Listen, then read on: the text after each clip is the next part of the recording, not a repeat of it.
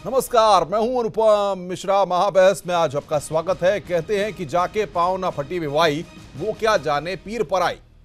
प्रदेश में पुलिस के हालात भी कुछ ऐसे ही हैं। हकीकत यह है कि आज भी दशकों पुराने नियमों पर नाच रहे हैं बेबस सिपाही। हर तकलीफ में हमारी सुरक्षा करने वाली पुलिस की तकलीफ को क्यों किसी ने समझने की कोशिश नहीं की। ये रिपोर्ट आप देखिए। आज हम उस तकलीफ से आपका तारुफ कराएंगे।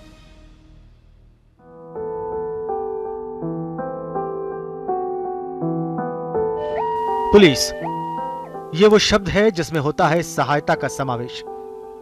वो बात अलग है कि बदलते परिवेश में बदल गई है थोड़ी सी परिभाषा। भ्रष्टाचार, उत्पीड़न, ज्यादती और शोषण जैसे शब्द भी इनके साथ जुड़ गए हैं। लेकिन वो सिक्के का दूसरा पहलू है। पलट कर देखोगे तो पीड़ा के परिदृश्य में जो दर्द पसरा है वो पाताल से भी गहरा है। ठिठुरती ठंड हो या जेठ की तपती दोपहरी, किसी सिपाही के दर्द की लकीरों में कोई अंतर नहीं होता। इनकी जिंदगी में दुश्वारियों और दर्द के एक नहीं अनेकों अध्याय हैं। आंकड़ों के मुताबिक तो एक सिपाही को 27 रुपए रोज पौष्टिक आहार भत्ता मिलता है। 26 अक्टूबर 2016 को इसमें 1 रुपए की बड़ी भारी बढ़ोतरी की गई। उससे पहले तो केवल 26 रुपए पौष्टिक आहार के लिए मिलते थे। इस हाईटेक युग में हाईटेक हो चले हैं अपराधी भी। लेकिन नियमों की किताब में सिपाही को साइकिल से गश्त के आदेश है। साइकिल के रखरखाव के लिए 35 रुपए महीने मिलते हैं। दरोगा को 700 रुपए पूरे 1 महीने के पेट्रोल के लिए मिलते हैं, यानी 30 दिन के लिए करीब 10 लीटर पेट्रोल। उसमें भी इलाके में गश्त की जिम्मेदारी का जोर। वहीं वर्दी, जैकेट और जूतों के लिए मिलने वाला भत्ता भी नाकाफी है। सिपाही दीवान को ज्वाइनिंग के वक्त 6000 रुपए भत्ता मिलता, बाद में 2250 रुपए। वर्दी की धुलाई के लिए 188 रुपए। 1861 की नियमावली के नियमों में लिपटे हैं सारे भत्ते। ओवर टाइम ड्यूटी का कोई पैसा नहीं मिलता। राज्य कर्मचारियों को 120 दिन की छुट्टी, लेकिन पुलिस वालों को ना तो ओवर टाइम का वेतन मिलता है और ना अवकाश। इनकी फरियाद भी कोई सुन लेता काश। अमूमन 73% स्टाफ को तो महीने में एक छुट्टी भी नहीं मिलती। Bureau of police research and development यानी बीपीआरडी की माने तो पुलिस का निचला स्टाफ 11 से 14 घंटे काम करता है। कहीं सदैव सेवा में तत्पर तो कहीं मित्रता का मान। ये पुलिस की परिभाषा है। जनता की सेवा, साहब की सेवा, साहब के साथ उनके परिवार की सेवा। सिलसिला चलता ही रहता है सेवा की इस मेवा का। हर गुनाह की गाज गिरती है तो इनके सिर पर।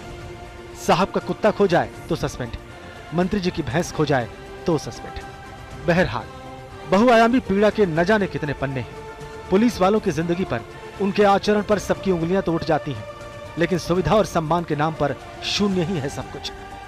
इसीलिए तो है सवाल, आखिर कौन लेगा इन वर्दी वालों की सुध। Bureau report, ED. तो अक्सर आपने तस्वीरें पुलिस वालों की तरह तरह की देखी और सवाल भी खड़ा करते रहे हैं, लेकिन ये जो पहलू है ये आज तक कभी किसी मीडिया ने दिखाने की कोशिश नहीं की, ये बताने की कोशिश नहीं की, जो कि एक कड़वी सच्चाई है। इसी पर आज हम चर्चा करेंगे। डॉक्टर चंद्रमोहन बीजेपी के प्रवक्ता हमारे साथ जुड़े हैं। डॉक्टर हिलाल अहमद कांग्रेस के प्रवक्ता, सुनील सिंह साजन समाजवादी पार्टी के प्रवक्ता, उमेश सिंह बीएसपी के नेता है और AK जैन उत्तर प्रदेश के पूर्व डीजीपी है। साथ ही साथ हमारे एग्जीक्यूटिव एडिटर अमिताभ अग्निहोत्री जी हमारे साथ इस चर्चा में लगातार जुड़े हुए हैं। अमिताभ जी, एक कड़वी सच्चाई आज जो हम उत्तर प्रदेश की जनता के सामने रखने जा रहे हैं, जाहिर तौर पर हर कोई जानकर सोचेगा कि यूपी पुलिस का सिपाही किस तरीके से काम करता है, कितनी घुटन महसूस करता है और किस तरह अपना जीवन यापन करता है। अनुपम, अगर हम ये कहें कि सबसे ज्यादा अपमानित, सबसे ज्यादा असुविधापूर्ण और सबसे ज्यादा नारकीय जीवन कोई जी रहा है राज्य कर्मचारी होते हुए, तो वो पुलिस का सिपाही है, होमगार्ड है। 3 लाख की फौज है पुलिस की उत्तर प्रदेश में, लाख सवा लाख होमगार्ड जोड़ दीजिए। इतनी बड़ी आबादी, कहने को तो राज्य कर्मचारी है सिपाही, लेकिन राज्य कर्मचारियों के लिए जितनी सुविधाएं हैं उन सबसे वंचित। जो ऊपर के अधिकारी हैं, जैन साहब यहां बैठे हैं, जो ऊपर के अधिकारी हैं उनके पास तमाम अधिकार हैं, कुछ ना कुछ अपना दाएं बाएं करके वो प्रसन्नता का अवसर अपने लिए जुटा लेते हैं। वो सिपाही 18 घंटे 20 घंटे काम करे, कोई मौसम हो काम करे, साइकिल खींचे, और उसके बाद नेता से अपमानित हो, पत्रकार से अपमानित हो, गुंडे बदमाश से अपमानित हो, और उनसे बचे तो SO, CO, DYSP, SP, IG, DIG इनसे अपमानित हो। जैन साहब को तो देखा ही होगा, जिन बैरकों में पुलिस वाले रहते हैं वो नारकी स्थिति है कि नहीं है। ये बाबू पकड़े जा रहे हैं। अभी हम लोग खबर चला रहे थे, अरबपति बाबू, यानी जो सरकार के दूसरे विंग में चला गया वो अरब खरबपति हो गया बाबू होते हुए भी। जिसने नोएडा अथॉरिटी में चपरासी के तौर पर ज्वाइन कर लिया वो भी 10-20-50 करोड़ का खेल कर गया, और सिपाही वहां नारकी जीवन जी रहा है। हम उससे उम्मीद करते हैं कि वो कानून व्यवस्था बहाल रख पाएगा जिसका आत्मबल आपने तोड़ दिया, जिसको फ्रस्ट्रेशन दे दिया। छुट्टी का कोई हिसाब नहीं, टीए का कोई हिसाब नहीं। ये कैसे सेवा शर्तें हैं? 1861 के पुलिस रेगुलेशन से भारत की पुलिस संचालित हो रही है। दुनिया के कानून बदल गए। ये 1861 में अंग्रेज कानून क्यों लाए थे ये भी बता देता। 1857 की क्रांति के बाद अंग्रेजों के कान खड़े हुए थे, इसलिए वो ये दमनकारी कानून लेके आए थे जिसको हम पुलिस रेगुलेशन एक्ट कहते हैं। आज तक उसी लकीर पर चले आ रहे हैं हम लोग। ये सूरत बदलनी चाहिए। हमको लगा कि नहीं, ईटीवी इस बहस को छेड़ेगा। वो हमारे समाज के हिस्से हैं, उनके ऊपर सुरक्षा की प्राथमिक जिम्मेदारी है। उनका मान बढ़ना चाहिए, उनका मान सुरक्षित रहना चाहिए। जैन साहब, आपने अपने कार्यकाल में पुलिस के सिपाहियों की क्या तस्वीर तकदीर देखी, और आपका अपना आकलन क्या बना? जो आपकी फोर्स है उसका सबसे बड़ा हिस्सा तो सिपाही है।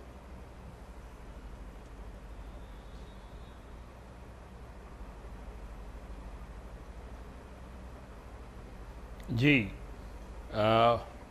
मैंने अपने करियर में जो आपने कहा काफ़ी हद तक तस्वीर ऐसी ही है। बहुत बुरी हालात में बैरक्स में जो फैमिली क्वार्टर्स हैं वो भी बड़े बुरे हालात में हैं। थानों का मेंटेनेंस बहुत पुअर है। इन सब चीज़ों के ऊपर लगातार लिखा पढ़ी हो रही है। हर डीजीपी, हर सीनियर ऑफिसर प्रयासरत रहता है कि उसके लिए एक्स्ट्रा फंड्स मिलें। हम लोग इस बात को बहुत पहले से कहते रहे कि पुलिस विभाग की एक अलग रिस्पॉन्सिबिलिटी है, उसकी ड्यूटीज़ बड़ी टफ हैं और उसके लिए एक थोड़ा सा प्रेफरेंशियल ट्रीटमेंट होना चाहिए। ये बात कई बार कही गई कि जो बजट अलॉट होता है साल के शुरू में, अगर उसमें डीजीपी को डिस्क्रिशन दे दिया जाए कि वो एक मद से दूसरे मद में अगर हाउसिंग के लिए वो देना चाहें, कुछ पैसा बचे, तो उसके लिए लगातार होम के माध्यम से फाइनेंस में प्रस्ताव, फिर वापस, फिर प्रस्ताव, उसमें होता क्या है कि वो मार्च आ जाता है और फंड्स लैप्स कर जाते हैं। अगर ये सुविधा पहले डीजीपी को थी, पहले एक फंड से, एक मद से दूसरे मद में ट्रांसफ़र करने की 96 तक पावर्स थी, वो वित्त विभाग ने विड्रॉ कर ली। हम लोगों ने कई बार इस बात का प्रयास किया कि पुलिस विभाग के विशेष दायित्वों को दृष्टिगत रखते हुए ये पावर मिलनी चाहिए डीजीपी को, और इसका सब लोग और अन्य विभाग, वित्त विभाग विरोध करने लगता है, क्योंकि हमारी बहुत सेविंग्स हो जाती हैं वर्ष के अंत में। अगर हमारे वेतन भत्तों में सेविंग्स हो रही हैं और डीजीपी को अगर ये पावर मिल जाए कि वो कल्याणकारी योजनाओं में हाउसिंग के लिए, एक छोटा सा सवाल, चूंकि आप उस विभाग के बड़े अधिकारी रहे हैं, एक छोटा सा सवाल आपसे पूछ लूं, फिर मैं बाकी मेहमानों के पास जाऊंगा। वेतन विसंगति एक बड़ा आक्रोश का कारण है पुलिस के इस तबके में। आज मुझसे सैकड़ों लोगों ने यह मसला उठाया।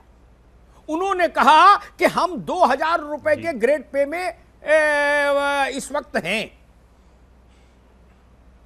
मैं तुलना नहीं करता, यह भी पेशा अच्छा, वो भी पेशा सम्मानित, लेकिन प्राइमरी अध्यापक जो हमारे हैं वो 4000 समथिंग के उसमें हैं, ग्रेड में। इतने कम तनख्वाह और उसमें भी कार्य के घंटे अनिश्चित, ये हम कैसे उम्मीद करें कि ये हिमालय पर्वत पलट दें?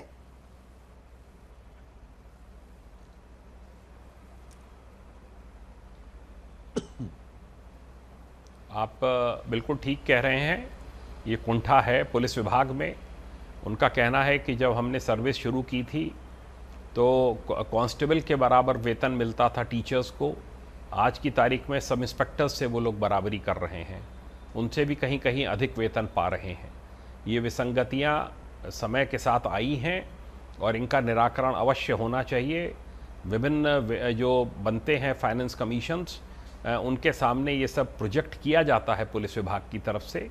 मेरा तो ये मानना है कि जो आप लॉ एंड ऑर्डर के लिए मशीनरी आपने प्रदेश में आपके पास है, अगर उनका मनोबल ऊंचा नहीं रहेगा, उनको यदि एक निर्विघ्न होकर कार्य करने की छूट नहीं मिलेगी, तो वो उसी सिस्टम में एक अपनी जगह बनाने के लिए कंप्रोमाइजेस करना शुरू कर देंगे। और उसी कंप्रोमाइजेस का आज की तारीख में नतीजा है जैन साहब, कि बिल्कुल ये अच्छी, खेमों में बहुत बट अच्छी गया बात कही है आपने। और जी, कोई किसी के बिल्कुल करीब ठीक है, माना आपने जाता है, पुलिस कोई पर किसी उंगली को उठाना कपड़े सरल पकड़े। है, लेकिन उसकी हालात क्या है इसको समझ के उसमें परिवर्तन का जो आत्मविश्वास या जो संकल्प होना चाहिए वो नहीं दिखता। सुनील सिंह साजन, जो सिपाही मुद्दतों तक नेताजी के लिए बाबा तुलसी जाफरानी डलवा के पान लगवा के लाता रहता है, उनका झोला उठाता है, वो कपड़ा बदले तो वो जो कपड़ा उतारे उसको तय करके बैग में रखता है, तो वो तो इसी सेवा करते करते, चाकरी करते करते जो फौज, जो एक फोर्स का जो जज्बा है वही खत्म हो जाएगा उसके अंदर से, और अपमानित लांछित इतना हो जाता है कि उसका आत्मबल तो किनारे हो जाता है भाई। नहीं नहीं, मैं पहले तो ईटीवी का और आपका धन्यवाद दूंगा कि आपने बहुत अच्छा इशू चुन करके आज आप बहस कर रहे हैं। लेकिन आपने कहा कि जिस तरीके से सिपाही नेताओं के साथ व्यवहार करता है या ये काम करता है, मुझे लगता है कि मैं ईमानदारी के साथ स्वीकार कर सकता हूं कि वो नेताओं के साथ सुरक्षा में रहता होगा। लेकिन जितने आपने काम कहे, आपने कहा ये समाज का हिस्सा है, मैं कह रहा हूं कि हम लोगों के घर के हिस्से हैं। मेरा खुद का छोटा भाई भी सिपाही है, तो हम लोग जानते हैं कि कहीं न कहीं दर्द है। और ये आपने जो मुद्दा उठाया है, सच में ये मुद्दा आज बहस है, और बहस इसलिए है कि प्रदेश की जिम्मेदारी या किसी भी स्टेट की जिम्मेदारी, उसकी सुरक्षा की जिम्मेदारी पुलिस के पास है। और पुलिस भी हताश हो जाए, निराश हो जाए या डिप्रेशन में जाने की स्थिति में हो जाए, उसको ये अनुमान लगाना पड़े कि हमको कितनी देर ड्यूटी करनी है, हमको छुट्टी मिलनी है कि नहीं मिलनी है, तो मुझे लगता है कि ऐसी स्थिति में पुलिस से बहुत उम्मीद नहीं कर सकते आप। कम से कम सिपाहियों से बिल्कुल उम्मीद नहीं कर सकते। लेकिन इसका एक दूसरा पहलू भी है कि आप पुलिस के साथ सरकार कैसा व्यवहार कर रही है, सरकार उनको क्या दे रही है कि वो खुश होकर के काम करें, उनको आत्मबल कैसे बढ़े। मैं कह सकता हूं कि हालांकि मुद्दा आप कहेंगे कि बदल रहे हैं, इस सरकार में, वर्तमान सरकार में हम लोगों ने पुलिस के साथ जिस तरीके की घटना देखी, कप्तान के घर भाजपा के नेता घुस गए, उनके खिलाफ कोई कार्रवाई नहीं, विधायक जी ने एक महिला कप्तान को धमका दिया। सुनील भाई, अभी थोड़ा सा विषय बदल जाएगा, ये आज का विषय बदल जाएगा। आपकी बात अच्छी है, ये बात भी महत्वपूर्ण है, लेकिन आज विषय बदल जाएगा। आज माफी चाहूंगा डॉक्टर चंद्रमोहन, इतनी बड़ी फोर्स, बेसिकली डीजीपी से ज्यादा जिम्मेदारी सिपाही की है, बीट कांस्टेबल की। डीजीपी साहब को कहां से खबर लगेगी? सिपाही से ही खबर ऊपर जाएगी ना। कारगिल में भी जब घुसपैठ हुई थी तो गडरिया ने देखा था, उसने बताया था वहां तैनात सिपाही को, ठीक, तब बात आई थी अटल जी तक। तो जो सबसे प्राथमिक महत्वपूर्ण कड़ी है, उसके लिए जीवन जीने की जो बुनियादी जरूरतें हैं वो पूरी नहीं कर रहे हम, सेवा शर्तों का पालन नहीं हो रहा, अनंत काल तक बस खड़े रहो चौराहे पर। और एक बहुत मासूमियत के साथ अदब से कहूं, कभी किसी सरकार ने, आपकी भी सरकारें रही, कल्याण सिंह जी रहे, राजनाथ जी रहे और बाकी सब दलों की रहे, किसी सरकार ने ये सोचा, जो मेरे जहन में बार बार टकराता है, कि जो महिला पुलिस कर्मी है वो जब खड़ी है चौराहे पर ट्रैफिक के तहत या किसी कारण से या ड्यूटी में कहीं भी, कभी सोचा कि ये जो शारीरिक जरूरतें हैं उनके लिए कहां जाएंगे सड़क पर? इस तरह के जो मानवीय मसले हैं, क्या कभी हम लोगों ने सोचे?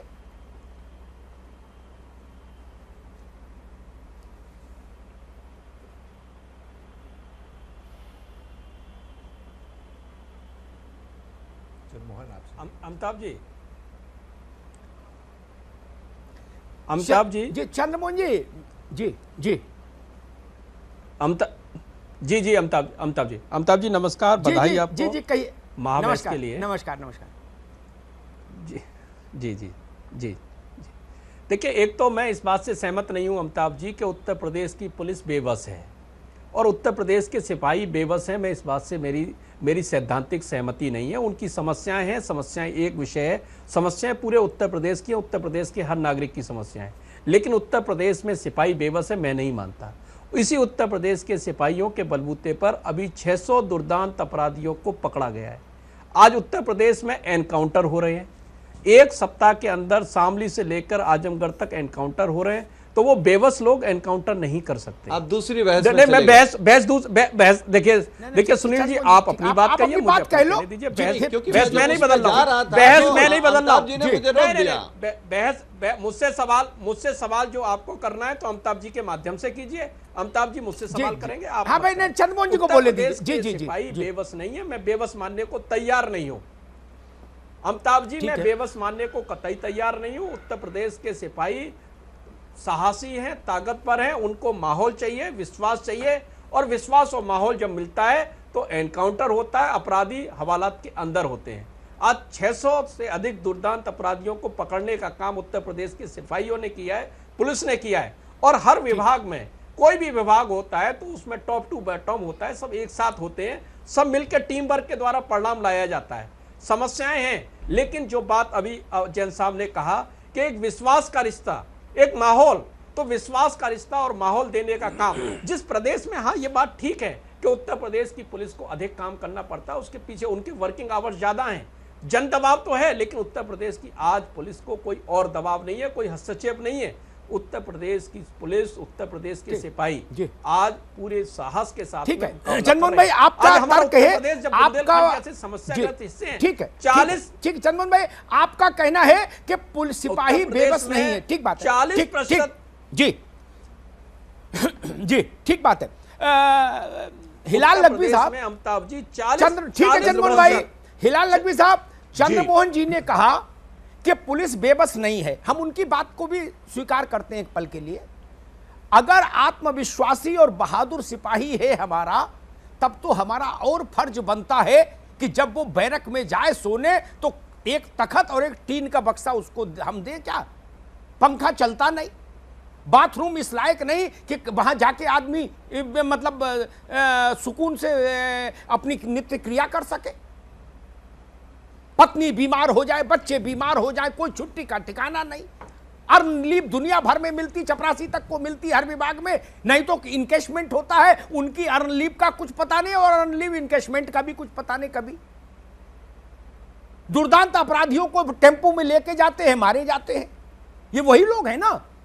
तो वो अगर बहादुरी से काम कर रहे हैं तो हम उनके लिए क्या कर रहे हैं जो हमको करना चाहिए शासन को? क्या शासन वो कर रहा है? हिलाल लखवी साहब। अमिताभ जी, देखिए ये दो विषय बिल्कुल अलग अलग हैं। पहला विषय वो है जो आप लेकर के चले हैं कि जो पुलिस के वर्किंग कंडीशंस है वो कैसी हैं, पुलिस की तरफ सरकार कितना ध्यान दे रही है, पुलिस की देखभाल कितनी सरकार कर रही है। तो निश्चित रूप से आपका ये सवाल बिल्कुल जायज़ है कि पुलिस को जो मिलना चाहिए, जो पुलिस के सिपाही को मिलना चाहिए, वो पुलिस के सिपाही को आर्थिक रूप से नहीं मिल पा रहा है। ये अपने आप में एक चिंता का विषय है। और अगर उनके हम आर्थिक परेशानियों को नहीं दूर कर पाते हैं तो कहीं ना कहीं उनकी वो आर्थिक परेशानियां हमारे समाज में दिखाई देती है और सामाजिक परेशानियों में वो परिवर्तित हो जाती है। सरकार चाहे वो कोई भी हो, पुलिस जो है वो अपनी उन आर्थिक दिक्कतों को दूर करने के लिए, जैसा कि जैन साहब ने कहा, बहुत सी जगहों पे कंप्रोमाइजेस करता है। तो निश्चित रूप से अगर पुलिस से हम जो है सही तरह से सेवा चाहते हैं, सही तरह से हम चाहते हैं कि ईमानदारी से काम करें, तो हमको उनकी इन तकलीफों को देखना होगा और देखना चाहिए भी। दूसरी महत्वपूर्ण बात यह है कि देखिए कहीं पर भी किसी से भी तुलना करना अपने आप में जायज नहीं है। हालांकि आपने पहले ही कहा था ये हम तुलना नहीं कर रहे, लेकिन फिर भी जो तुलना नहीं कर रहा हूं, मैं सिर्फ पीड़ा बता रहा हूं, चाहे वो पीड़ा एजुकेशन के अंदर हो। जी जी, हम समझ है, हम आपकी बात को समझ रहे हैं, हम आपकी बात को समझ रहे हैं अमिताभ भाई। तो यहां पर पुलिस वालों को वो जो भी देना चाहिए, जो उनको जो उनकी मेहनत है, जो उनके कार्य है, जिस प्रकार का वो कार्य कर रहे हैं उसके अनुसार उनके वेतन होने चाहिए, उनको उस प्रकार के भत्ते प्राप्त होने चाहिए। और बहुत से भत्ते जो यहां के पर दिखाई जा रहे हैं वो अपने आप में हास्यास्पद है। कहीं ना कहीं यह भत्ते देते वक्त सरकार को यह रहता है कि इनको इनकी आवश्यकता नहीं है, ये जरूरत है वो वैसे ही पूरी कर लेते हैं। शायद इसी कारण से इनके भत्तों को जो है वो कम किया गया है। ये जो है ये अपने आप में अफसोसनाक भी और सोचनीय भी। ठीक है। तीसरी महत्वपूर्ण बात जो है वो चंद्रमोहन जी ने उठाई कि हमारे यहाँ के पुलिस का मनोबल जो है वो बहुत बढ़ा हुआ है। देखिए ये बात अपने आप में बिल्कुल भी सही नहीं है। इस वक्त पुलिस का मनोबल जिस तरह से टूटा हुआ है वो यहाँ की कानून व्यवस्था। ठीक है हिलाल भाई, इस पर फिर आएंगे, इस पर फिर आएंगे, इस पर फिर आएंगे, महत्वपूर्ण इस बात पर फिर आएंगे हिलाल भाई। हमने बस इतना कह के हम आगे बढ़ रहे हैं, हम आगे बढ़ रहे हैं अमिताभ भाई, हम इसके आगे जी हम इसके आगे इस पर फिर आएंगे आपके पास। दूसरी एक मिनट रुकिए, फिर आएंगे आपके पास जो आपकी का जी हम इसके ऊपर बात नहीं कर रहे हैं, हम एक बात बस कह देते। महत्वपूर्ण बात हिलाल भाई फिर आएंगे, इस वक्त एक मिनट रुकिए, बस मैं एक सेकंड उम्मीद सिंह को इस वक्त सरकार ने जी अमिताभ भाई वो बात नहीं कर रहे हैं, ये महत्वपूर्ण बात है, इसको आ जाने दीजिए। देखिए जो महत्वपूर्ण बात है वो ये है कि इस वक्त का जो बजट आया है, उत्तर प्रदेश का जो बजट आया है उसमें लॉ एंड ऑर्डर के ऊपर क्या एलोकेशन किया गया है इसके ऊपर भी नजर डालनी चाहिए, क्योंकि सरकार ही जो है हिलाल भाई इस पर भी डालेंगे। अभी मैं बहुत बुनियादी बातों पर चर्चा रखना चाहता हूं हिलाल भाई, बहुत बुनियादी बातों पर। अनुपम, मसला केवल आर्थिक नहीं है। क्या हमने आपने नहीं देखा कि अगर सड़क पर सबसे ज्यादा अपमानित कोई होता है तो वो सिपाही होता है, और सिपाही से भी ज्यादा अपमानित होमगार्ड होता है। कौन सी बिरादरियां हैं जो सिपाही को दो कौड़ी का सिपाही बोलती हैं? क्या हम लोग उनको नहीं जानते? सिपाही के सस्पेंशन सच्चाई है कि उत्तर प्रदेश पे अगर किसी का वाहन रोक लिया जाता है, बाकी चपरासी, वही अनुपम, चपरास सरकारी दफ्तर में चपरासी के निलंबन की भी एक प्रक्रिया है। सिपाही का निलंबन चाहे जब खड़े खड़े कर दो। तो ये सबसे बड़ा सवाल तो आत्मसम्मान का है अनुपम। बिल्कुल आत्मसम्मान का सवाल है। और साथ ही साथ जिस तरीके से एक सिपाही जब चौराहे पर गाड़ी रोकता है किसी की, तो व्यक्ति सीधे मोबाइल पर फोन लगाता है कि बात कर लीजिए, साहब बात करेंगे, नेताजी बात करेंगे, विधायक जी बात करेंगे कि ये गाड़ी उनकी है, इस गाड़ी को जाने दीजिए, ना कोई चालान काटिए, ना कुछ करिए। जो रौब दिखाया जाता है वो सिपाही वो भी झेलता है, उस दर्द को भी झेलता है। एक अधिकारी 300 किलोमीटर दूर भेज देता है अपने निजी काम के लिए, उस सिपाही को उस दर्द को भी झेलना पड़ता है। एसी गाड़ियों में सफर करने वाले अधिकारी ये भूल जाते हैं, जिस तरीके से आपने भी बात कही कि बैरकों में पंखे चल रहे हैं कि नहीं चल रहे हैं, गर्मी कितनी है, सिपाही उस दर्द को भी झेलता है। लेकिन सिपाही का दर्द समझने के लिए उस भीषण गर्मी में चौराहे पर खड़े होकर पसीना बहाना और ये देखना कि गाड़ियां जा रही हैं कि नहीं जा रही हैं, उस ट्रैफिक को देखना, उस दुनिया को देखना, और उसके बाद भी आम जनता से लेकर के राजनीतिक दलों की बात कर लें या सरकारों की बात कर लें, कोई ये नहीं देखता कि उसको भोजन भत्ते के लिए कितना पैसा मिला है और क्या उसने खाना खाया है कि नहीं खाया। बिल्कुल बिल्कुल अनुपम। उम्मेद सिंह, आपसे थोड़ा अलहदा किस्म का सवाल। आप राजनीतिक व्यक्ति हैं, कोई शहर गली चौराहा ऐसा बता दीजिए जहां प्रतिदिन नेताओं के जरिए सिपाही अपमानित नहीं होता हो। अभी लखनऊ में एक रोला चोला के दौरान एक उसका ट्रैफिक वाले के कपड़े फाड़ दिए थे नेताओं ने। रॉन्ग साइड से गाड़ी आ रही थी, उसकी गलती इतनी थी, उसने रोक दिया तो उतर के उसको मारने लगे। बढ़िया से उसका स्वागत समारोह कर दिया, फिर आगे चले गए। इस ढंग से हम अपनी डेडिकेटेड फोर्स का मनोबल बनाए रख पाएंगे उमेश सिंह जी? नहीं नहीं, बिल्कुल बिल्कुल, आप बिल्कुल सही कह रहे हैं अग्निहोत्री जी। देखिए, सबसे ये तो बहुत ही बदकिस्मती है उनकी कि केवल सिपाही से नहीं, सिपाही से लेकर के आईपीएस तक की ही बहुत ही फजीहत हो रही है जो देख रहे हैं। लेकिन उसके ऊपर डिटेल्स में न जाने के बजाय आज मुद्दा जो आपका है सही तरीका ये सॉल्व कैसे हो, अंतर है, केवल कहने से कुछ होना नहीं है। अंतर है। कोई भी हाँ, बिल्कुल, जो बिल्कुल, आईएएस बिल्कुल, है, जी। आईपीएस है, उसका सम्मान एक सीमा तक सुरक्षित है, लेकिन सिपाही तो चौराहे पर मार खाता है मित्र। बाकी कोई सरकारी कर्मचारी चौराहे पे कहां मार खाता है, बताओ? एकदम निश्चित, बिल्कुल। एकदम अग्निहोत्री साहब, इनके काम में बदलाव में बहुत सारी कमियां हैं और ये सब दूर होना चाहिए। जब तक आप देखिए, जब तक इनका परिवार का सहयोग नहीं मिलेगा, जब तक वो अपने आप को सुरक्षित नहीं महसूस करेंगे कि हम पुलिस विभाग में हमारे गार्जियन कर नौकरी करके और वो सुरक्षित हैं, वो बिल्कुल असुरक्षित महसूस करता है परिवार। आज ऐसी स्थिति आ गई है कि लोग सिपाही या उसमें भर्ती हो जाते हैं, लेकिन परिवार थोड़े ही दिनों में परेशान। इनकी बीमारी, इनको देखिए दमा की बीमारियां, इनको धूल मिट्टी और रात दिन सोने जागने का कोई समय नहीं है। आप इसमें कमियां कहां पे है? सबसे बड़ी चीज अभी ए.के. जैन साहब ने कहा है कि वो बहुत बड़ी सोचनीय चीज है। आप जब तक वो स्थिति नहीं बदलेगी, आजकल अक्सर होता है कि गृह मंत्रालय मुख्यमंत्री अपने पास रख लेते हैं, प्रमुख सचिव बना दिए जाते हैं जिनका कुछ पता नहीं कब तक रहेंगे, कब चले जाएंगे। लेकिन एक डीजीपी एक स्टार्टिंग से वो एसपी के पद से और डीजीपी तक बनते हैं, उनको जो एक्सपीरियंस, जो दर्द, जो अनुभव होता है इतने सालों का, वो किसी को नहीं रहता है और उनसे पूरा जो है वो पावर छीन लिया जाता है। वो जब बजट भेजते हैं तो प्रमुख सचिव के पास मुख्यमंत्री से कह नहीं पाते, पता चलता है उनको भी टाइट कर दिया जाता है या अलग शब्दों में, और उसके बाद वो कहने में, बजट भेजने तक में भी डरते हैं कि हम क्या प्लान बना रहे हैं। ये सब बहुत बड़ी विडंबना है, ये सब चेंज होना चाहिए। जब तक परिवार सुरक्षित अपने आप को नहीं समझेगा, चाहे वो पुलिस का हो, चाहे किसी कंपनी के स्टाफ हो या कहीं का भी हो, वो सबको एक सुरक्षित होना चाहिए कि हमारा गार्जियन, हमारे माँ भाई बाप या सेंस ऑफ सिक्योरिटी मिलनी चाहिए। उससे हम बिल्कुल सुरक्षित अच्छी हैं। बात कही उमेश सिंह, आपने अच्छी बात कही, फैमिली को सेंस ऑफ सिक्योरिटी आनी चाहिए। बिना जैन साहब, उसमें मैं कुछ नहीं हो सकता। ठीक है उम्मीद भाई, एक मिनट, मैं जी। दूसरा सवाल जैन साहब आपसे पूछना चाहता हूं। हमारे यहां मुश्किल ये है, डिफेंस फोर्सेज हम चलाना चाहते हैं, बंजर भूमि विकास के सेक्रेटरी रहे आदमी को कल तक रक्षा सचिव बना के, और ये सिक्योरिटी, इंटरनल सिक्योरिटी की जो फोर्सेज हैं जिसमें पुलिस है और तमाम चीजें हैं, इनको भी जो अंतिम निर्णय लेने वाला अधिकारी है वो पता लगता कल तक सांस्कृतिक सचिव था, आज प्रिंसिपल सेक्रेटरी होम है। तो ग्राउंड जीरो की जो समस्याएं मैं उठा रहा हूं कि बैरक में पंखा चलता है कि नहीं, पुलिस क्या तकलीफ झेल रही है, उसके लिए शौचालय बने हैं कि नहीं, उसका परिवार कहां है, कभी छुट्टी लेगा कि नहीं लेगा, सामाजिक व्यक्ति है कि नहीं, ये कहां पता लगेंगी फिर बातें? जैन साहब,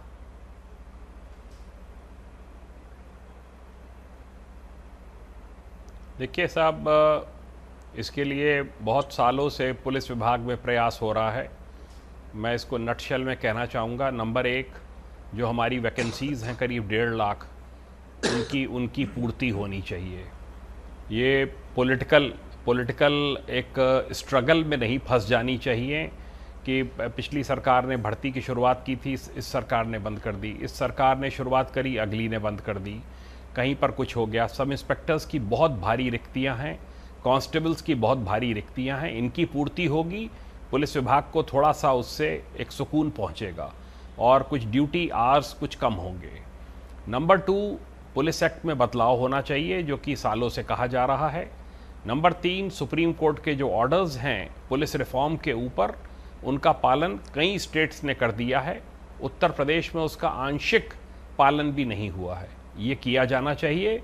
इससे बहुत एक बदलाव आप महसूस करेंगे जब एक सिक्योरिटी ऑफ टेन्योर होता है किसी एसपी का, हेड कांस्टेबल का, सब इंस्पेक्टर का, उसको बार बार किसी राजनीतिक दबाव में उसके ट्रांसफ़र नहीं होते हैं, तो उससे उसका मनोबल बहुत बढ़ता है और वो एक एरिया को समझ पाता है। जो सबसे बड़ी विडंबना है इस समय ये है कि हम बड़ी बड़ी इंटेलिजेंस एजेंसीज़ की बात करते हैं, जो बीट का कांस्टेबल है उसके पास जितनी अच्छी सूचना आ सकती है वो किसी के पास नहीं आ सकती, किसी इंटेलिजेंस एजेंसी पे नहीं आ सकती। आप उसको एक समय दीजिए, 2 साल 3 साल का किसी एक जगह पर टेन्योर दीजिए, उसको समय दीजिए इस बात का कि वो क्षेत्र के संभ्रांत लोगों से मिल सके, उन लोगों की समस्याएं जान सके, उनके साथ में दुख दर्द उनका शेयर कर सके, तब फिर वो अब खुलकर बहुत सी बातें बताएंगे कि हमारे क्षेत्र में कौन अमुक व्यक्ति गड़बड़ है, इसके घर गलत लोगों का आना जाना है। जो इंटेलिजेंस कलेक्शन एक बीट कांस्टेबल कर सकता है, एक बीट सब इंस्पेक्टर कर सकता है, हेड कांस्टेबल कर सकता है, वो कोई इंटेलिजेंस एजेंसी नहीं कर सकती है। जैसा तो हमें अमिताभ सबसे जी, यहाँ पर ज्यादा हम एक ब्रेक के लिए पुलिस रुकना स्टेशन चाहेंगे लेवल और को एक ब्रेक मजबूत लेंगे करना हो। क्योंकि वक्त की मजबूरी है। एक छोटा सा ब्रेक हमको यहाँ पर लेना है। ब्रेक के बाद भी हमारी ये चर्चा जारी रहेगी और तमाम पहलुओं को हम आपके सामने रखेंगे।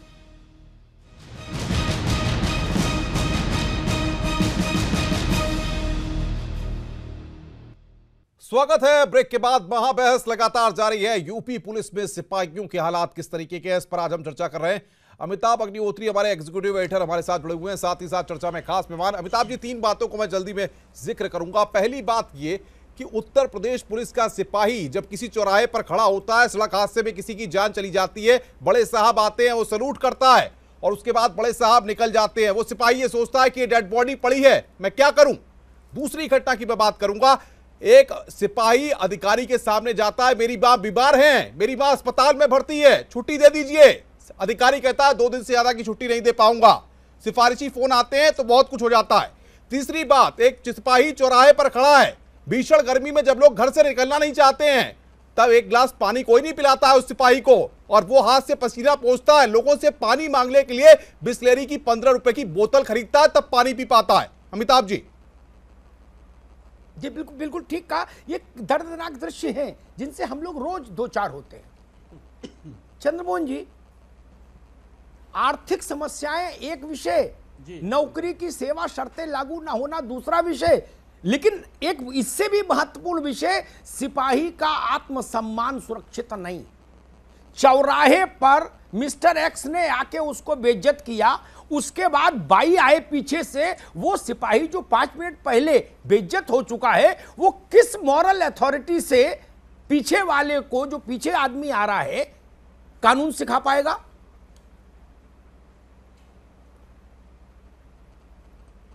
नहीं अमिताभ जी, मैं पता नहीं कैसे आज हमारे आपकी सहमति नहीं हो पा रही है। मैं तो बड़ा हुआ हूँ गांव में अमिताभ जी सच कह रहे हैं। नहीं सच कैसे कह रहे हैं भाई अमिताभ जी, मैं गांव में रहा हुआ हूँ। मेरे घर में प्रधान थे और बाकी सब थे, तो मैंने अपने हाथों से सिपाहियों को भोजन परोस के खिलाया है। रात में 11 बजे सर्दी में भोजन परोस के खिलाया अमिताभ जी। और जो बात आप पानी की बात कह रहे हैं, मैं भोजन की बात कह रहा हूँ। और आप जानते हैं कि मैं कोई कल्पना लोक पर नहीं जा रहा हूं। मैं आपको तथ्यों के आधार पर और अपनी सत्यता के आधार पर अंतरात्मा की आवाज पे कह रहा हूं। ये कहना, देखिए जो समस्याएं हैं वो समस्याएं एक दिन की नहीं है। हमारे साथी लोग, हमारे सुनील जी और वो समस्याओं को कह रहे हैं, वो अगर ये बताते आज की चर्चा में कि हमने सिपाहियों की समस्याओं के समाधान के लिए ये काम किए थे, तो और उसको आगे बढ़ाने की बात हमसे कहते, तो चर्चा और ज्यादा महत्वपूर्ण और सकारात्मक रूप ले सकती थी।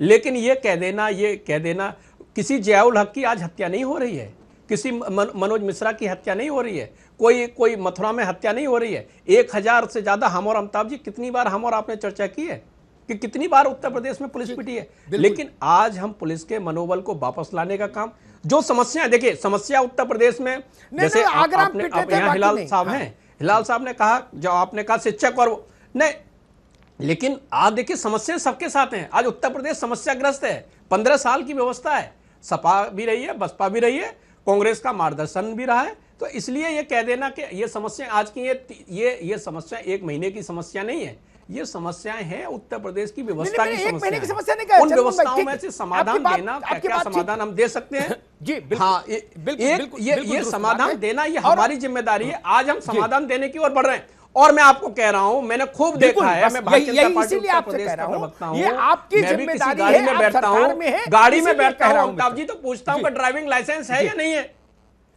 मैं अमिताभ जी जोर दे के पूछता हूं कि ड्राइविंग लाइसेंस है कि नहीं। अच्छी बात है, लॉ अवॉइडिंग सिटीजन है आप, मैं जानता हूं, उससे भी पूछता हूं। ऐसे मसला नहीं है, ऐसे ये कह देना चौराहे पर खड़े होकर, चौराहे पे खड़े होकर, चौराहे पे खड़ा होकर मसला है बेइज्जत हो रहा है, मैं सहमत नहीं हूं। मसला है प्रवृत्ति का। हो सकता है मैं लॉ अवॉइडिंग हूं, चंद्रमोहन लॉ अवॉइडिंग है, आप लॉ अवॉइडिंग हैं, जैन साहब हैं, हम लोग तो सबका ही सम्मान करते हैं, लेकिन ट्रेंड का मसला है। हिलाल साहब, हम ट्रेंड पर बात कर रहे हैं।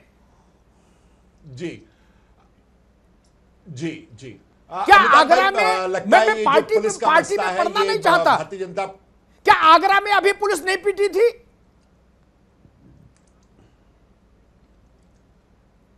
जी अमिताभ भाई, यही हम कह रहे हैं कि मैं लगता है ट्रेंड की बात कर रहा हूं। जो है ये भारतीय जनता पार्टी की दुखती रग के ऊपर हाथ रख दिया है। अब जब आपने दुखती रग पे हाथ रख दिया है तो चंद्रमोहन नहीं, जी दुखती रग आपकी है हिलाल जी, हिलाल जी दुखती रग आपकी है, आपकी दुखती रग है। आप 27 साल यूपी बेहाल करके साइकिल पर बैठ चुके हो। नहीं आप बोल लीजिए, नहीं आप बोल लीजिए, आप ऐसे क्या करें, आप ऐसे समझ रहे हैं, हम समझ रहे हैं आपकी दुखती रग है, प्राध्यापक आप परेशान हैं, होकर आप परेशान हैं, हम समझ सकते हैं। उत्तर प्रदेश में जो पुलिस के हालात है उसको देख करके आपको शर्मिंदगी होनी चाहिए, वो भले ही नहीं है, आप उसके लिए ऑफेंसिव हो रहे हैं, हम समझ सकते हैं, हम समझ सकते हैं कि आपकी सबसे दुखती रग है कानून व्यवस्था। उत्तर प्रदेश का पुलिस आप भंग हो चुका है, मेरी जिम्मेदारी नहीं है, हम समझ सकते हैं, सुधार के लिए काम कर रहे हैं। हम आपकी इस बात को मानते हैं, आप कोई जिम्मेदारी नहीं निभा सकते ना।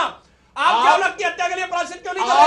आप कोई भी जिम्मेदारी नहीं निभा सकते हैं, हम समझ सकते हैं। जावलक की हत्या के लिए प्रायश्चित करो, आप कोई जिम्मेदारी नहीं उठा सकते, हमको मालूम है। आप एक बार भी अपनी उत्तर प्रदेश की जनता को आज एहसास हो गया जब आपने कहा कि हम जिम्मेदार नहीं हैं। आपको प्रायश्चित करना चाहिए। उत्तर प्रदेश को अफसोस होगा कि उन्होंने क्यों आपको जावलक की हत्या हो रही हो, वहां प्रायश्चित नहीं कर रहे, बहुत ज्यादा आप सवाल खड़ा कर रहे हैं कि आप जिम्मेदारी नहीं उठा सकते। ठीक है हिलाल भाई, ठीक है चंद्रमोहन भाई, आगे दोनों की बात आगे। हिलाल भाई एक मिनट रुकिए, चंद्रमोहन जी रुकिए। सुनील साजन, अक्रॉस द पार्टी लाइन इतने ईमानदार तो बनो भाई हमारी तो बात आई नहीं कि नेताओं से पुलिस अपमानित होती है मेजॉरिटी में, इतनी ईमानदारी तो मानो यार। हम लोग लंदन में रहते हैं क्या? हम इटावा नहीं जानते, हम एटा नहीं जानते, हम बेबर नहीं जानते, हम गरौठा नहीं जानते, हम मऊ नहीं जानते, आजमगढ़ नहीं जानते क्या? आप ही लोग देखते हो क्या? हम भी इसी सड़क पर घूमते हैं मित्र। देखिए मैं क्या ये दृश्य नहीं देखे मैं आज जब बहस कर रहे हैं तो मुझको डॉक्टर भीमराव अंबेडकर जी की एक बात याद आई। उन्होंने बरसों पहले कहा था दलितों को अधिकार बाद में देना, सम्मान पहले दे दो। तो आज जो उत्तर प्रदेश में भारतीय जनता पार्टी की सरकार में स्थिति है तो सम्मान पुलिस को बाद में आप दे दीजिएगा, आप पहले सुरक्षा दे दीजिए। अलीगंज और इन्होंने कहा जवाहरबाग प्रकरण क्या था? पुलिस के सम्मान का प्रकरण था और आगे ले जाते। देखिए सुनिए, अरे बताओ जवाहरबाग प्रकरण पुलिस के सम्मान का भाई, अरे भाई आप देखिए भारतीय जनता पार्टी में जो घमंड हो गया ना न सुनने का, ये जनता आपको ठीक करेगी, यह याद रखना।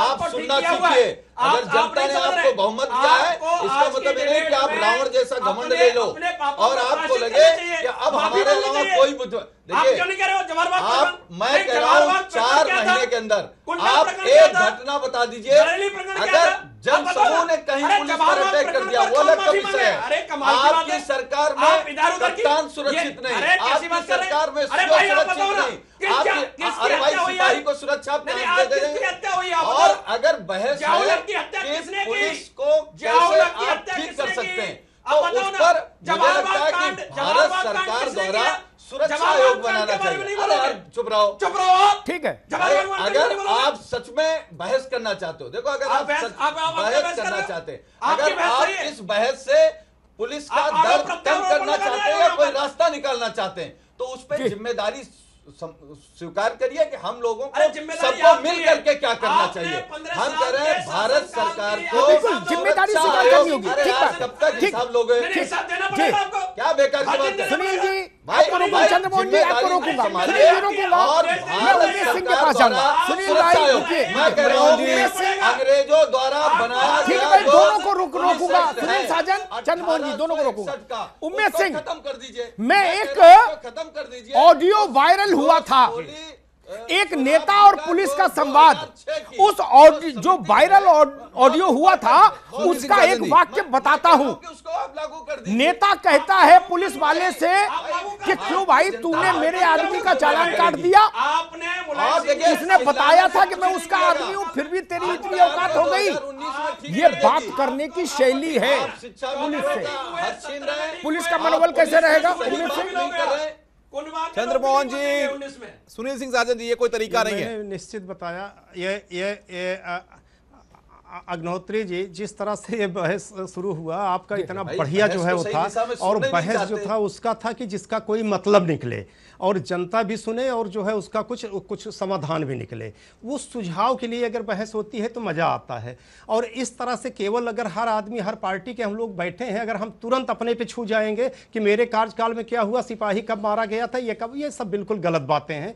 आज बद से बदतर हालात है, सिपाही से लेकर के आईपीएस तक की, जो पूरा देश और प्रदेश देख रहा है, तो उस पर हम लोग लड़ाई ना करें। आप देखिए, सबसे बड़ी चीज है, बहस उस पर हो रही कि जो इन लोगों के लिए सुरक्षा, इन लोगों के लिए व्यवस्था, इन लोगों के लिए धुलाई, कपड़े का इनका भत्ता किस तरह से, कितना बद से बदतर है, कितना कमजोर है, उसकी व्यवस्था कैसे हो, उसके ऊपर जो जैन साहब ने कहा, मैं बहुत धन्यवाद देता हूं और बहुत अच्छी मांग है उनकी, वो मैंने कमियां बताया कि किस तरह से ये सॉल्व हो सकता है। क्योंकि जो प्रमुख सचिव बनते हैं उनको कुछ एक्सपीरियंस नहीं रहता नीचे से ऊपर तक, वो एक्सपीरियंस नहीं होने के कारण ये जो है काफ़ी गैपिंग हो जाता है। उसका दर्द समझ सकते हैं, जैसे अभी डीजीपी साहब हैं, अभी ये नीचे से लेकर के ऊपर तक डीजीपी होकर के रिटायर हुए, इनको नीचे से ऊपर तक वो पंखा चल रहा है कि नहीं, पानी मिल रहा है कि नहीं, लोग धुएं में किस तरह खड़े हैं, के लिए क्या व्यवस्था होनी चाहिए, वो सारी चीज उनको मालूम है। ये सब सॉल्व करने के लिए, और इसकी जरूरत है आज इसकी जरूरत नहीं है कि हम कोई भी चीज करके सही तरीका न बता पाए और हम केवल टाइम पास करके पब्लिक का, जनता का भी और टीवी का भी बर्बादी करें। वो अच्छी बात नहीं है। बहस होना चाहिए एक तरीके से, जिसका कोई सुझाव दो, जो सुझाव हो वो दो।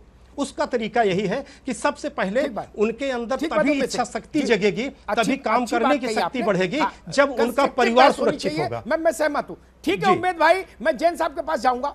ठीक है उम्मेद भाई, जैन साहब, 27 रुपए में पौष्टिक आहार ले सुरक्षा बल, पुलिस, जहां 5 रुपए में एक चाय जिसमें दूध का दर्शन मुश्किल और 10 रुपए में एक समोसा मिल रहा हो, वहां 27 रुपए में कौन सा हॉर्लिक्स और बॉर्नवीटा और रबड़ी खा लेगा? बुनियादी मसलों पर तो चर्चा नहीं होती। जैन साहब, आप बिल्कुल ठीक कह रहे हैं, आप बिल्कुल ठीक कह रहे हैं। मैं तो एक बात कहना चाहूँगा अंत में, पता नहीं मुझे दोबारा बोलने का मौका मिलेगा कि नहीं मिलेगा, कि जिन कर्मचारियों को अपने व्यूज़ पब्लिकली रखने की स्वतंत्रता नहीं होती है, पुलिस है, आर्मी है, पैरामिलिट्री फोर्सेस हैं, ना उनकी यूनियंस होती हैं, उनके जो भी ग्रीवांसेस हैं, उनको जो भी कठिनाइयाँ उठानी पड़ रही हैं, उनके समाधान का एक मैकेनिज्म ऐसा डेवलप होना चाहिए कि उनके मन में किसी प्रकार की कुंठा ना आ जाए। क्योंकि अगर उनमें कुंठा आ जाएगी तो उसका बड़ा विपरीत प्रभाव लॉ एंड ऑर्डर पे और क्राइम सिचुएशन पे और उनके बिहेवियर पे पड़ेगा। इसके लिए बहुत ज़रूरी है कि जब आप उनको कोई बोलने के लिए पब्लिकली हर चीज़ की मनाही है, वो इन सब इश्यूज़ को पब्लिकली डिस्कस नहीं कर सकते, मीडिया में नहीं जा सकते, हड़ताल नहीं कर सकते, भूख हड़ताल नहीं कर सकते, तो उनके जो भी जेन्युइन ग्रीवांसेस हैं उनका अगर समाधान सरकार करती रहे समय समय पर, जैसी रिकमेंडेशंस सीनियर ऑफिसर्स की होती हैं, बहुत कमेटीज़ बनी हैं, बहुत सी कमेटीज़ ने अपनी अपनी रिकमेंडेशन दी हैं इस बारे में, अगर उनका समाधान होता रहे तो मैं पौष्टिक आहार भी उतना बड़ा विषय नहीं है, उतना बड़ा मुद्दा नहीं है कि वो 27 रुपये में ले पाएगा कि नहीं ले पाएगा। पर एक अगर जेन्युइन जो उनके रहने की, खाने पीने की, आने जाने की जो एक बुनियादी सुविधाएं हैं, वो अगर उसको उपलब्ध करा दी जाएं और उसकी जो जेन्युइन ग्रीवांसेस हैं उनका रिड्रेसल होता रहे, तो आप पाएंगे यहाँ पर हम रोकेंगे, वक्त की हमें हमारे पास कमी है। अमिताभ अग्निहोत्री जी, मैं आपके पास आऊंगा संपादकीय टिप्पणी के लिए, और साथ ही साथ ये भी समझना चाहूंगा, जैन साहब ने जिस तरीके की बात कही है, ऐसे में जब हमने तमाम रिपोर्ट्स दे दी हैं, तमाम हमने रिफॉर्म्स के लिए बातें कर दी हैं, उसके बाद कमियां कहां रह जाती हैं और क्यों ये रिफॉर्म्स नहीं हो पाते हैं, क्यों ये बदलाव देखने को नहीं मिलते हैं? देखिए, हमारी प्राथमिकता में कभी सिपाही रहा ही नहीं, बात सच्ची ये है। ना उनके बड़े अधिकारी बहुत चिंतित रहे और ना सत्ता चलाने वाले चिंतित रहे।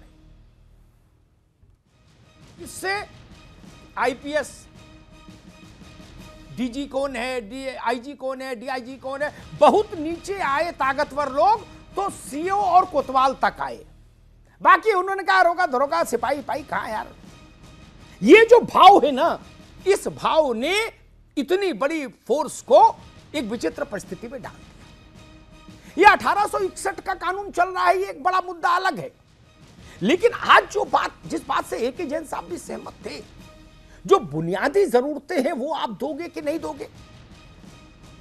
आप साइकिल से उनसे कह रहे हो आप मुकाबला करो आज के बदमाशों का। बताइए 2017 के बदमाशों से साइकिल से मुकाबला होगा? 10 लीटर पेट्रोल का पैसा आप महीने भर में दरोगा को दे रहे हो और शर्त ये लगा रहे हो पूरे इलाके में बेटा रात भर गश्त करते रहना। बाकी पेट्रोल वो का क्या, या तो रिश्वत ले जो आरोप लगते हैं या खेत बेचे। आपने जुबान सिल दी उनकी, वो बोल सकते नहीं, मर्यादा है, और आप समझेंगे नहीं। अजब बात है भाई। आईपीएस अधिकारियों की एसोसिएशन मंजूर, सिपाहियों की एसोसिएशन मंजूर नहीं हुकूमतों को। क्यों भाई? आईपीएस अधिकारी फोर्स नहीं है क्या? उनकी एसोसिएशन मंजूर, उसमें बड़े बड़े आला हजरत जाएंगे, बड़े बड़े समारोह होंगे। सिपाही, उनकी पत्नियों के क्लब मंजूर। बहुत सारी कटौतियां होती हैं, जैन साहब जानते हैं सिपाहियों की तनख्वाह से। उस पैसे का क्या होता है, किन एनजीओ को जाता है, उनको कौन लोग संचालित कर रहे हैं, ये क्या परिस्थिति है।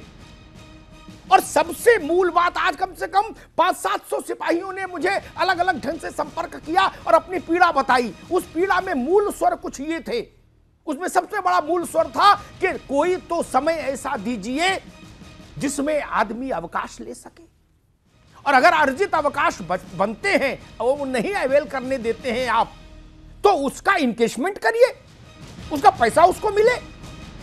एक सामान्य नियम का पालन तो करो भाई, ये तो नैसर्गिक न्याय कहता है, इसका भी आप अनुपालन नहीं करते। और मैं कहूंगा, मैंने ऐसे दृश्य देखे हैं उत्तर प्रदेश में नहीं, पूरे देश में, हर राज्य में प्राइवेट सिक्योरिटी के लिए पुलिस की अलग विंग बनाई है।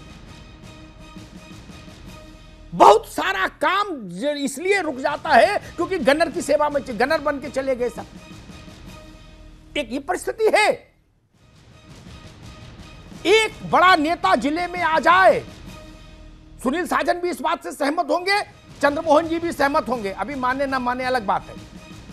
एक बड़ा नेता सत्तारूढ़ दल का आ जाए, जितने जिले भर के थाने हैं सबकी फोर्स वहीं खड़ी होती है। क्यों भाई, ऐसा क्यों होता है? स्वागत सत्कार वाली पुलिस भी अलग हो, एक विंग, बोले भाई ये स्वागत सत्कार में रहेगी। इतना तो कुछ तो व्यवस्था बनाओ। अंग्रेज जैसा ढांचा छोड़ गए, वैसा ढांचा इस लोकतांत्रिक भारत में क्यों रहे? ये हमारे घर के बेटे नहीं है क्या?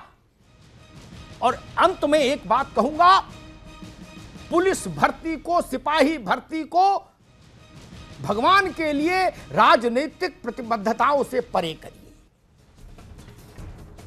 पिछली 2 सरकारें जो रही सपा और बसपा की, उनमें सर्वाधिक नुकसान हुआ तो उत्तर प्रदेश की पुलिस का हुआ, उसकी भर्ती का हुआ।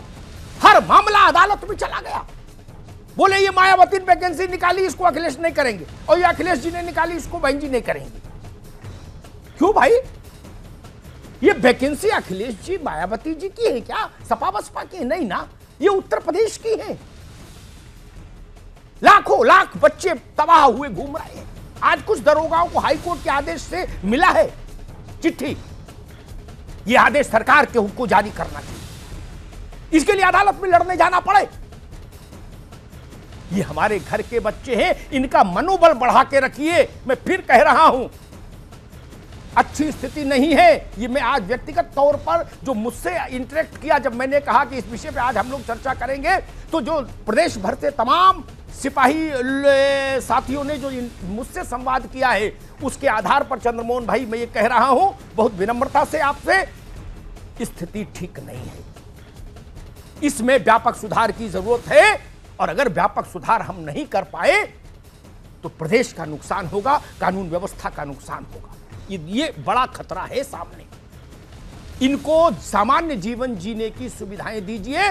और इससे भी बड़ी बात जो सुनील साजन कह रहे थे, बात अच्छी लगी मुझे, इनको सम्मान पहले दीजिए। सिपाही कल्याण सिंह हमसे एक बार उन्होंने कहा था, मुझे उनका वाक्य याद है कि सत्ता का सबसे प्राथमिक अगर कोई प्रतीक चिन्ह है इकबाल का, तो वो सिपाही है। सिपाही का इकबाल रखेंगे तभी सत्ता का इकबाल रहेगा, शासन का इकबाल रहेगा, डीजीपी साहब का इकबाल रहेगा, मुख्यमंत्री और प्रधानमंत्रियों का इकबाल रहेगा। धन्यवाद अमिताभ जी आपका, साथ ही साथ तमाम मेहमानों का जो इस चर्चा में हमारे साथ जुड़े, सबका बहुत बहुत शुक्रिया। तो जाहिर तौर पर पुलिस का इकबाल बुलंद होना चाहिए, सिपाहियों का इकबाल बुलंद होना चाहिए, हालात बदलने चाहिए और साथ ही साथ सबको सम्मान मिलना चाहिए। महाबहस में आज बस इतना ही। नमस्कार।